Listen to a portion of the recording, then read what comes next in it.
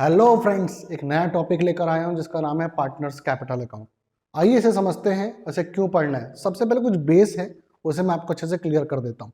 आप जानते हैं फर्म होता है और एक पार्टनर्स होते हैं। हमने फर्म के बेस पे पीनल एप्रोप्रिएशन अकाउंट बनाया, उसमें हमने लिखा interest on capital, salary to partner, interest on drawing, reserve, partners commission, सबको लिखा। आपको पता होगा कि ये इंटरेस्ट ऑन कैपिटल फर्म से पार्टनर को जाता है और इंटरेस्ट ऑन ड्राइंग पार्टनर से फर्म को जाता है। मतलब पैसा कहीं बाहर नहीं जा रहा है, या तो फर्म से पार्टनर को या पार्टनर से फर्म को जाता है। समझ में आई मेरी बात? आगे आप समझिए कि जब पैसा बाहर जा नहीं रहा है तो डेफिनेटली पार्टनर का पैसा भी तो इंक्रीज हो रहा होगा या डिक्रीज हो रहा होगा, कुछ तो हो रहा होगा। तो एक्चुअल कैपिटल क्या है आज के डेट पे, ये जानने के लिए we need to make partners capital account. अब इसको बेहतर तरीके से समझने के लिए आगे देखते हैं कि इसमें क्या क्या बातें शामिल होती हैं और ये किस तरीके से बनाया जाता है, कितने टाइप से बनाया जाता है। तो चलिए इसको अच्छे से समझते हैं। तो जो मेरे पीछे लिखा हुआ है इसे पार्टनर्स कैपिटल अकाउंट कहते हैं। जनरली पार्टनर्स कैपिटल अकाउंट दो तरह के होते हैं, एक होता है फिक्स कैपिटल अकाउंट, एक होता है फ्लक्चुएटिंग कैपिटल अकाउंट। सबसे पहले हम पार्टनर्स का जो कैपिटल अकाउंट है, हम फिक्स कैपिटल अकाउंट को देखेंगे। तो ये जो फॉर्मेट बना हुआ है मेरे इस तरफ में, ये बना हुआ है फिक्स कैपिटल अकाउंट के बेस पे। पार्टनर्स का फिक्स कैपिटल हम जब बनाते हैं तो हम दो अकाउंट मेंटेन करते हैं, एक होता है पार्टनर्स कैपिटल अकाउंट, एक होता है पार्टनर्स करंट अकाउंट। चलिए देखते हैं इनमें क्या क्या बातों को शामिल किया जाता है और क्यों शामिल किया जाता है। जैसा कि लिखा हुआ है, पार्टनर्स कैपिटल अकाउंट अलग से मेंशन किया गया है और इसका नेचर फिक्स नेचर का है। फिक्स नेचर का मतलब आप समझते हैं कि इसको अपन छेड़ नहीं सकते। मतलब इसमें ऐसा कोई भी एक्टिविटी को शामिल नहीं किया जाएगा जो कैपिटल इंट्रोड्यूस और कैपिटल विड्रॉन के अलावा हो। मींस अगर कैपिटल और लाया जाएगा तो आएगा, बढ़ेगा कैपिटल, या कैपिटल विड्रॉल कर लिया जाएगा फॉर द पर्सनल यूज तो यहाँ पे मेंशन होगा, इसके अलावा कुछ भी नहीं आएगा।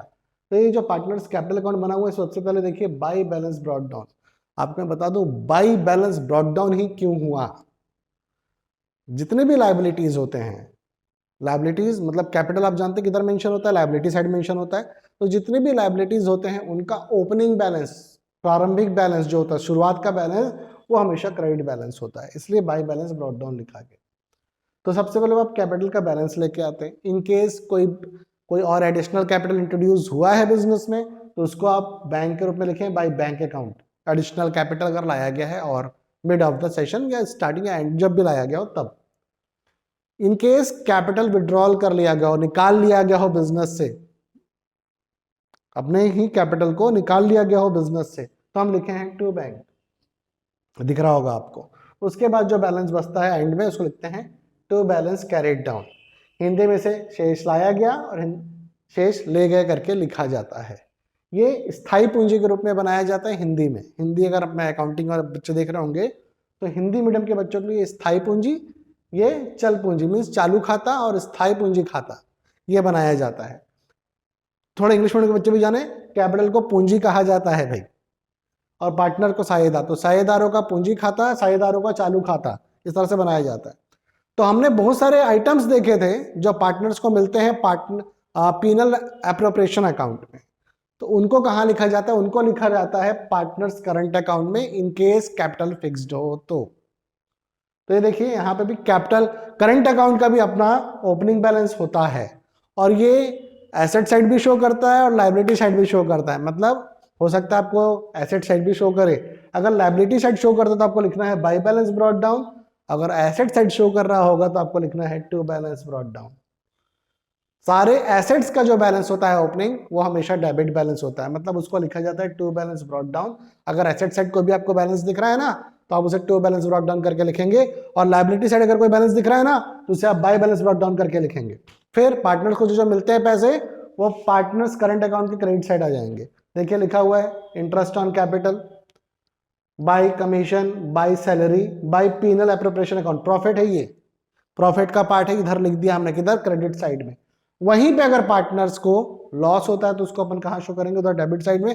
और वो पैसे जो पार्टनर्स को चुकाने हैं फर्म को वो अपन कहां शो करेंगे? डेबिट साइड में। से ड्राइंग का अमाउंट हो गया, इंटरेस्ट ऑन ड्राइंग हो गया, पीनल एप्रोप्रिएशन अकाउंट हो गया। पीनल एप्रोप्रिएशन अकाउंट क्या होता है? लॉस। इधर भी लिखा हुआ है पीनल एप्रोप्रिएशन, इधर भी लिखा है पीनल एप्रोप्रिएशन, बट ये पीनल एप्रोप्रिएशन प्रॉफिट का पार्ट है और ये पीनल एप्रोप्रिएशन लॉस का पार्ट है। अब क्रेडिट पोर्शन अगर ज्यादा है और डेबिट पोर्शन शॉर्ट है तो टू बैलेंस कैरिड डाउन, ये बाई बैलेंस कैरिड डाउन भी हो सकता है ना, ये मैं आपको बता दूं, लेकिन जनरली क्या होता है टू बैलेंस कैरिड डाउन, मतलब क्लोजिंग बैलेंस अपन इधर मेंशन करते हैं। ये इस तरह से हम बनाते हैं, हमको बनाना पड़ता है जब कैपिटल फिक्स्ड हो। जब कैपिटल फिक्स्ड हो तो हम दो अकाउंट मेंटेन करते हैं, एक पार्टनर्स कैपिटल अकाउंट, एक पार्टनर्स करंट अकाउंट। लेकिन जब कैपिटल फ्लक्चुएटिंग हो तो इसका कॉम्बो बन जाता है। कॉम्बो तो आप समझते होंगे ना, ये दोनों को जोड़ दिया और बना दिया पार्टनर्स कैपिटल अकाउंट। ये दोनों का ये इसमें दोनों का ये जो है मिक्स है। तो यहाँ पे लिखा हुआ फ्लक्चुएटिंग कैपिटल अकाउंट। जब अपन पार्टनर्स कैपिटल अकाउंट बनाते हैं फ्लक्चुएटिंग के केस में जो आपको बार बार मिलेगा क्वेश्चन में, तो सबसे पहले अपन लेके आए बाय बैलेंस ब्रॉट डाउन, लेके आ गया हम लोग, पार्टनर्स का बैलेंस दिख रहा है। फिर अगर पार्टनर कुछ एडिशनल कैपिटल लेके आता है तो बाय बैंक, ये लिख दिया। फिर पार्टनर्स को क्या मिलता है, interest on capital, commission, salary, ये पार्टनर्स को मिलने वाला चीज है, ये लिख दिया क्रेडिट साइड में। और पीएनएल एप्रोप्रिएशन अकाउंट का प्रॉफिट, याद रखिएगा प्रॉफिट। फिर पार्टनर्स का हो सकता है यहाँ पे नेगेटिव बैलेंस भी, मतलब कि बैलेंस एसेट साइड शो कर रहा हो, तो टू बैलेंस ब्रॉट डाउन लिखेंगे। याद रखिएगा, या तो पार्टनर का बाय बैलेंस ब्रॉट डाउन होगा या तो टू बैलेंस ब्रॉट डाउन होगा, किसी भी केस में ना, दोनों एक साथ नहीं हो सकते। या तो किसी, हाँ हो सकता है ए का ब्रॉट डाउन हो, बाय ब्रॉट डाउन हो, और बी का टू ब्रॉट डाउन हो सकता है। वो डिपेंड करता है, आप चेक करिए एसेट तरफ दिया है कि लायबिलिटी तरफ दिया है। अगर एसेट तरफ दिया है तो टू बैलेंस ब्रॉट डाउन, और लायबिलिटी तरफ बैलेंस दिया कैपिटल का तो बाय बैलेंस ब्रॉट डाउन। याद रखना इस बातों को। फिर अगर कैपिटल निकालता है पार्टनर अपना तो टू बैंक, अगर प्रॉफिट से विड्रॉ करता है तो टू ड्रॉइंग। याद रखिएगा, इसको अपन समझेंगे आगे जाके कि ड्रॉइंग अगेंस्ट प्रॉफिट और ड्रॉइंग अगेंस्ट कैपिटल क्या होता है। पैसा निकालना निजी प्रयोग के लिए, अपने पूंजी से पैसे निकालना और प्रॉफिट से पैसे निकालना दोनों ही अलग अलग बातें हैं, इनको अपन समझेंगे। तो अगर अपना खुद का पैसा निकालता है कैपिटल को तो टू बैंक, और ड्रॉइंग मतलब कि प्रॉफिट का पैसा निकालता है तो टू ड्रॉइंग, अंतर है, समझिएगा। उसके बाद लिखा हुआ interest on drawing, interest charge होता है तो पार्टनर्स को पे करना पड़ता है, इंटरेस्ट ऑन ड्रॉइंग। फिर लिखा हुआ है टू पीनल एप्रोप्रिएशन अकाउंट, अगर पार्टनर को लॉस है, पीनल एप्रोप्रिएशन में लॉस फेस करके आया है तो यहाँ पे मेंशन करना है टू पीएनएल एप्रोप्रिएशन अकाउंट। फिर डेबिट क्रेडिट का पोर्शन ज्यादा है और डेबिट का पोर्शन शॉर्ट है तो टू बैलेंस कैरिड डाउन। इस तरीके से अपन ये फ्लक्चुएटिंग अकाउंट मेंटेन करते हैं और इस तरीके से अपन फिक्स्ड कैपिटल अकाउंट मेंटेन करते हैं। अगर आप कहेंगे तो मैं इनकी जनरल एंट्री भी आपको जरूर समझाऊंगा, बहुत ही इजी है और आसान है बनाना।